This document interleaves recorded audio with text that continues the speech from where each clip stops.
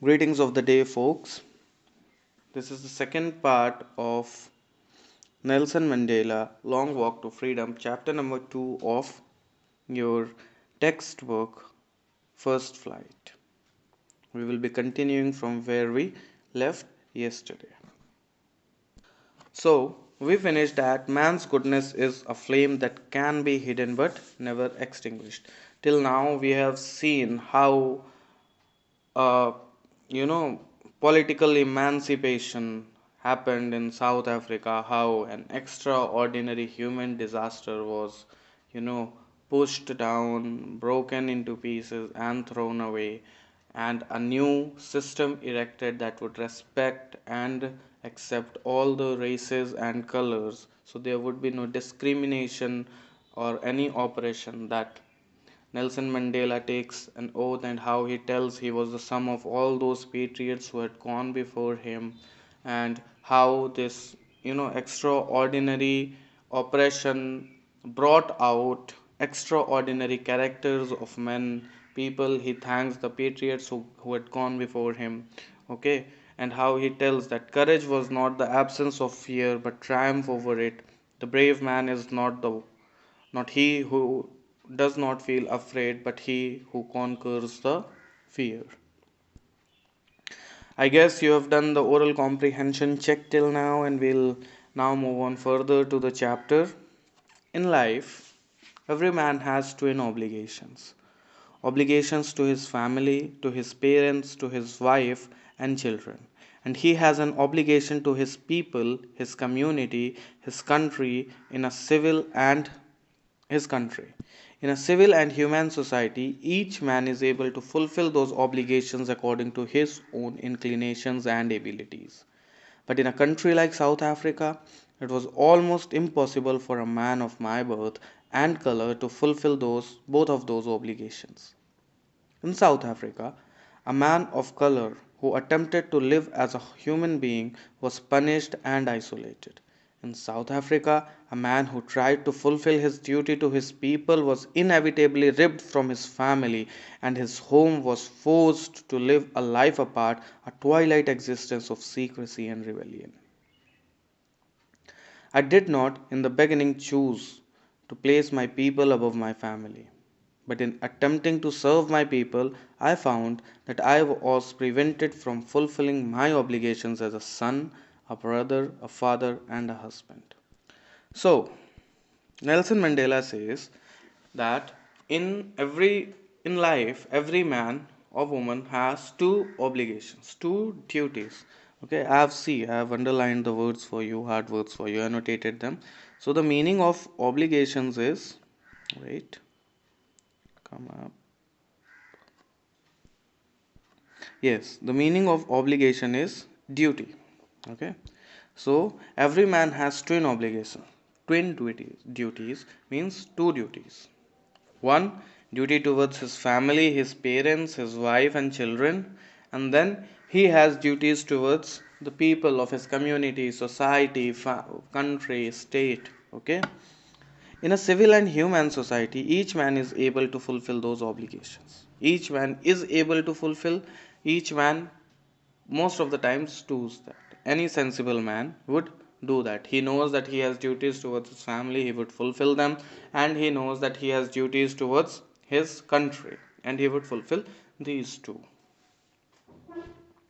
But what happened in South Africa? The things were otherwise. Otherwise means contrary, opposite.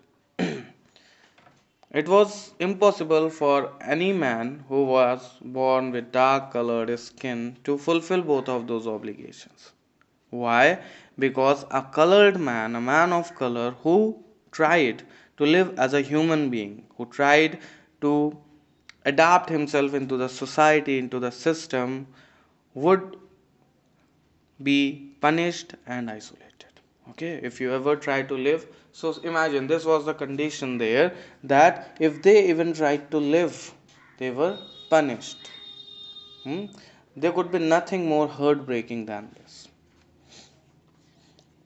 A man who tried to fulfill his duty to his people was inevitably ripped from his family and his home, and was forced to live a life apart. So Suppose if anyone fought for those rights, he would have to leave his family and live in isolation, in secrecy, everything. Okay, and if he tried to live normally, he was punished and then isolated. So, everywhere there was a struggle. So, he calls it a twilight. What is twilight? Twilight existence of secrecy and rebellion. If they had to fight for their rights, they had to be very secret. So let's see what is the meaning of twilight. It's ambiguous. Okay, twilight is basically the light that we see at the time of dusk, at the time of sunset. There are dual toned color in the sky. That is twilight, between orange, and that. I did not. And Nelson Mandela says that in the beginning, when he was child or kid, he did not try to serve his people. He did not know about it. I found that I was prevented. Later, he found out when he tried to serve his people, he found out that he was prevented. He was being stopped from performing his duties as a son, a brother, a father, and a husband. So, there were basic things that you would like to do for your family, and you were not able to do it. To very significant thing is to give them a proper life. They were not even able to give their families a proper life. I was not born with a hunger to be free. I was born free. Free in every way that I could know. Free to run in the fields near my mother's hut. Free to swim in the clear stream that ran through my village.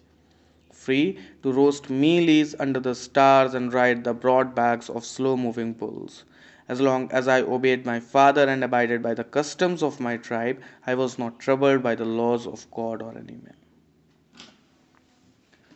So, he says that he was not born with that appetite, that, hunger for freedom. He was born free. Every kid is born free. And kids, for kids, what is the definition of freedom? It's simply to run around and swim in the river if there is nearby, to play all the time, to do whatever, those kiddish plays and games. So that is what freedom means to kids. So he was free. As a kid, he was free in every way as long as he followed his father, obviously, and followed the customs of the tribe, because there were no responsibilities around him and there was nothing. He wasn't aware of anything. He was living in a tribe. He had not seen the world. So he was free. It was only when I began to learn that my boyhood freedom was an illusion. When I discovered as a young man that my freedom had already been taken from me, that I began to hunger for it. At first, as a student, I wanted freedom only for myself. The transitory freedom of being able to stay out at night, read what I pleased, and go where I chose.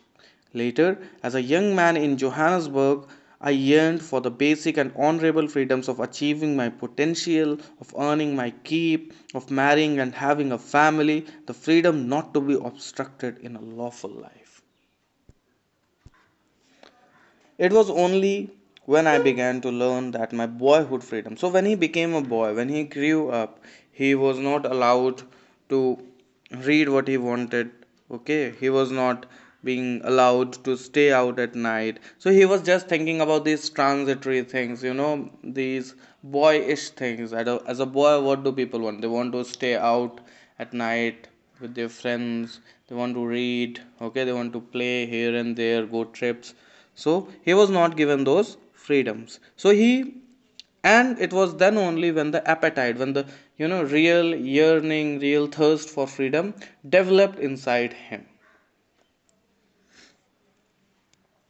Later, as a young man in Johannesburg, I yearned for basic and honorable freedoms. Honorable freedoms like achieving my potential to become what I have the potential to become. Okay, not being put away by anyone from the fields that I deserve, I am capable of doing. Clear? Of earning my keep, of earning money, marrying and having a family, the freedom not to be obstructed in a lawful life. So he did not want these things to be obstructed, Clear these things too. What is the meaning of obstruct? Let's see. Blocked. The freedom not to be blocked in a lawful life. Because in their lawful life, they were leading a lawful life. But the lawful life of whites was different from lawful life of blacks. There were certain privileges that only whites enjoyed. Freedoms that only whites had and blacks did not have. Clear? But then I slowly saw that not only was I not free, but my brothers and sisters were not free. I saw that it was not just my freedom that was curtailed, but the freedom of everyone who looked like I did. That is when I joined the African National Congress, and that is when the hunger for my own freedom became the hunger for the freedom of my people. It was this desire for the freedom of my people to live their lives with dignity and self respect that animated my life, that transformed a frightened young man into a bold one, that drove a law abiding attorney to become a criminal, that turned a family loving husband into a man without a home, that forced a life loving man to live like a monk. I am no more virtuous or self sacrificing than the next man. But I found that I could not even enjoy the poor and limited freedoms I was allowed when I knew my people were not free. Freedom is indivisible. The chains on any one of my people were the chains on all of them. The chains on all of my people were the chains on me. Now, as he was growing up, as he was becoming a man, he started realizing that it was not only he who was not free, but his friends, his brothers, and sisters, they were also not free. They were also facing the same problems. I saw that it was not just my freedom, it was not only his freedom that was contained or curtailed, but everyone's freedom was curtailed, reduced, or taken away. That is when he joined African National Congress and his own freedom became greater hunger for the freedom of his people. Now, this desire for freedom of his people to live their lives with dignity and self respect animated his life, designed his course of life, paved his way of life.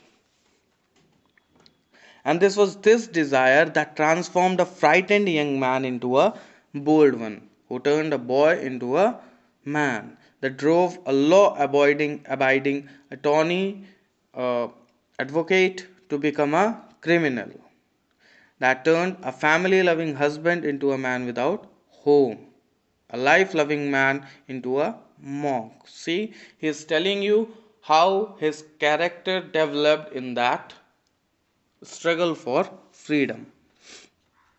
I am no more virtuous or self sacrificing than the next man.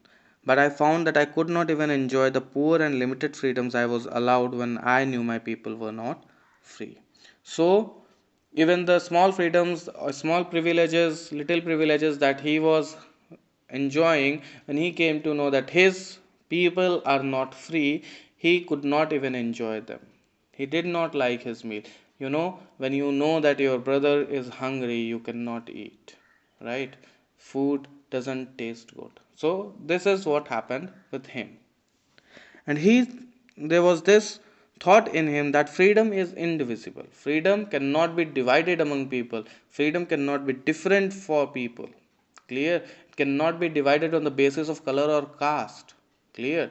So he thought that the chains, and this thought led him further in his struggle, that the chains on any of his people were chains on all of them. If any single person is even chained, it means every one of us is changed. And if every one of us is chained, I am chained. Clear? I knew that the oppressor must be liberated just as surely as the oppressed. A man who takes away another man's freedom is a prisoner of hatred. He is locked behind the bars of prejudice and narrow mindedness. I am not truly free if I am taking away someone else's freedom, just as surely as I am not free when my freedom is taken away from me. The oppressed and the oppressor alike are robbed of their humanity.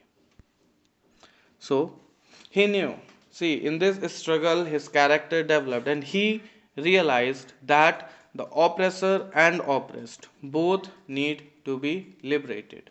Like, an oppressed one is a prisoner, the oppressor is also prisoner of hatred. He is locked behind the bars of prejudice, a notion जो एक बन जाता है दिमाग में, clear, being biased. hmm? A mindset that you create for somebody and then you continuously have it. So he is locked behind the bars of prejudice, that notion, and narrow mindedness, because he cannot come out and think about love and empathy. He is always thinking about hatred and controlling others. I'm not truly free if I'm taking away someone else's freedom. He says that if I try to take away someone else's freedom, means I'm also not free. The oppressed and the oppressor alike are robbed of their humanity. He says that the oppressor and the oppressed both are robbed of their humanity. Their humanity has been taken away from them. Clear?